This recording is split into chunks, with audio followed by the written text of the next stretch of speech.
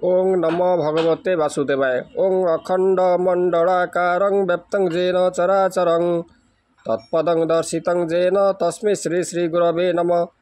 शुक्लाम्बरधरं विष्णुं शशिवर्णं चतुर्भुजं प्रसन्नं वदनं ध्यायेत् सर्वविघ्नोपशान्तये। नारायणं नमस्कृतं नरं चैव नरोत्तमं देवीं सरस्वती व्यासं ततो जयमुदीरयेत्। व्यासं वसिष्ठनप्तारं शक्तिपौत्रमकल्मषं पराशरात्मजं वन्दे सुखतातं तपोनिधिं। व्यासाय विष्णुरूपाय व्यासरूपाय विष्णवे नमो वै ब्रह्मविदये वसिष्ठाय नमो नमः। अच्युतर्वदन ब्रह्मादिव्यहुरपरहरि आभालोलोचन शम्भुर्भगवान् बादरायण।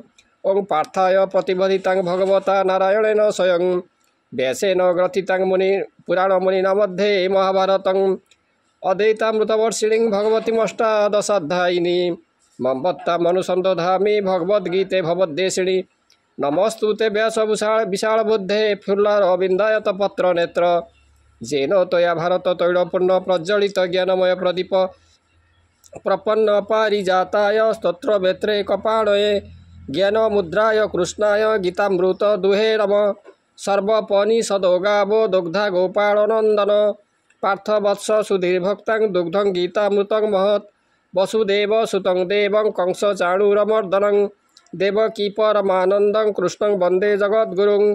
भीष्मद्रोणतटा जयद्रथजला गान्धार नीलोत्पला शल्यग्राहवती कृपेण वहनिकर्णेन बेलात्पला अश्वत्थामा विकर्ण घोरमकरो दुर्योधनावर्तिनी सौतीर्णा खलुपाण्डवी रणनदी कैवर्तक केशव पराशर्यवच सरजममलं गीतार्थ गन्धोत्कटं नानाख्यान ककेशरं हरिकथा सम्बोधनबोधितं लोके स्वजनषट्पदैरहरह पेप्यमानं मुर्दा भूयाद् भारतपङ्कजं कलिमलं प्रध्वंसिन श्रेयसे।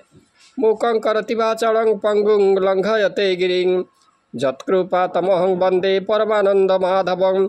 शान्ताकारं भुजगशयनं पद्मनाभं सुरेशं विश्वाधारं गगनसदृशं मेघवर्णं शुभांगं लक्ष्मीकान्तं कमलनयनं योगिर्भिध्यानगम्यं वन्दे विष्णुं भवभयहरं सर्वलोकैकनाथं। आज आम श्रीमद्भगवद गीता षष्ठ अध्याय ध्यान योग आम आरंभ करवा। श्री भगवान उवाच अनाश्रित कर्म फलं कार्यं कर्म करोति यः स सन्यासी च योगी च न निरग्नि न चाक्रिय। जो लोक कर्मफल छाड़ी कर्तव्य कर्म करे से सन्यासी बा जोगी, जे यह न करे से अकर्मी। जे कर्म फले आश्रा नहि कर्तव्य कर्म कुकरई सन्यासी जोगी से अटई अर्जुन यह जान तु ही। जेहु न करे यज्ञ होम निरग्नि बोली ताकू जान विहित कर्म जे न करे निष्क्रिय बोलंती ताहारे। निष्क्रिय निरग्नि जे होई जोगी सन्यासी से नु होई। जं सन्यासमिति प्राहु जोगं तं विद्धि पांडव न संस्त संकल्प जोगी भवति कश्चन। आरुरुक्ष मुनिर्योगं कर्म कारणमुच्यते जोगारूढ़स्य तस्यैव सम कारणमुच्यते। जे सन्यासी से जोगी से संकल्प फल कामना त्याग न कले ज्ञानी होले मध्य जोगी बा सन्यासी नुहे। जे ज्ञान जोगरे कर्म करे से सकल कामना रहित होई ज्ञान जोगी हुए। जोग सन्यास एक मत विभिन्न नुहई हित संकल्प न मारे जावत तावत जोगी नुहे सेत। मुख विषय शत्रु कर्म संकल्प जोगरे दमन मनोवृत्ति को कले नाश तेबे त जन्म ई सन्यास। ज्ञान गोचरे दृढ़ मन श्रेष्ठता कर्म अनुष्ठान कर्म रे जोग सिद्ध हुए संसारे माया जे न छुए। ज्ञान जोग जे अभासई कर्म निवृत्ति तार होई। जदा हीनेन्द्रियार्थेषु न कर्मस्य अनुसज्जते सर्वसंकल्प सन्यासी जोगारूढ़स्तदच्यते। उद्धरेदात्मनात्मानं नात्मानमवसादयत् आत्मैव आत्मनो बन्धुरात्रेमरिपुरात्मनः। जे जगत को अस्थायी मन करी सर्वकर्म छाड़े ताकू जोगी कहती। जो आत्मा एवं मन अनासक्त से आत्मा और मन शत्रु मित्र बंधु कारण। जेबेले मनुष्य सकल शब्दादि विषय जंजाल नित नैमित्तिक कर्म जाहा नित नैमित्तिक कर्म जाहा करई नित नैमिका दिया जाहा अनासक्तरे रखी ताहा तेजंती सर्वकर्म मान तेबे से जोगारूढ़ जान जगत देखे स्वप्न मत ज्ञानता हुई उदित आत्मा आत्मार अटे मित्र आत्मा आत्मार शत्रु मत आत्मा को आत्मा उद्धारती आत्मारे आत्मा निमजती विवेक युक्त आत्मा तरे अविवेकरे आत्मुड़ी मरे मन जे बांधव विपक्ष बंधन मोक्षणदायक बंधुरात्मात्मनास्तस्य जेनात्मैवात्मना जितः अनात्मनस्तु शत्रुते वर्तेतात्मैव शत्रुवत् जितात्मनः प्रशान्तस्य परमात्मा समाहितः शीतोष्ण सुख दुखेशु तथा मानपमानय